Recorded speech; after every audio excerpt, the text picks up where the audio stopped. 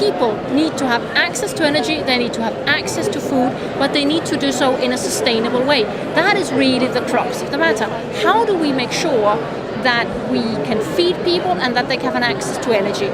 For that access to energy, a large part of that will be renewable energy sources, should be renewable energy sources. And some of it will be what we in Europe determine biofuel. So that will be fuel which is produced from vegetarian sources. So it could be food crops, it can be energy crops.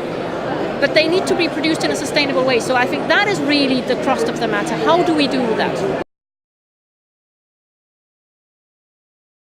Eurobate has already done a lot on this. We have already introduced in all the projects that we support on biofuels, we make sure that sustainability criteria is here too. We just had an external consultant checking all our projects, and they have concluded that we have not had any adverse influence on social, on environment, or on local conditions. So I think that Eurobate is already doing a lot to make sure that all the projects that we support are in coherence with our sustainability policies. Now, we can do even more, because if we want to, in terms of the Sustainable Energy for All initiative, want to bring even more people into this, we will have to expand the use of renewable energy. That has to take many forms.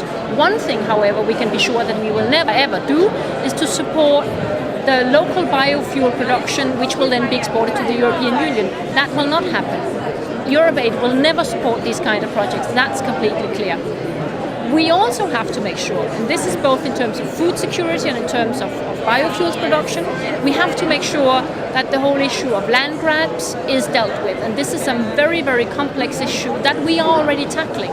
We are already supporting all the voluntary guidelines, and we are already supporting a policy dialogue with the countries in question to make sure that this is actually taken as a very, very focal part of our collaboration.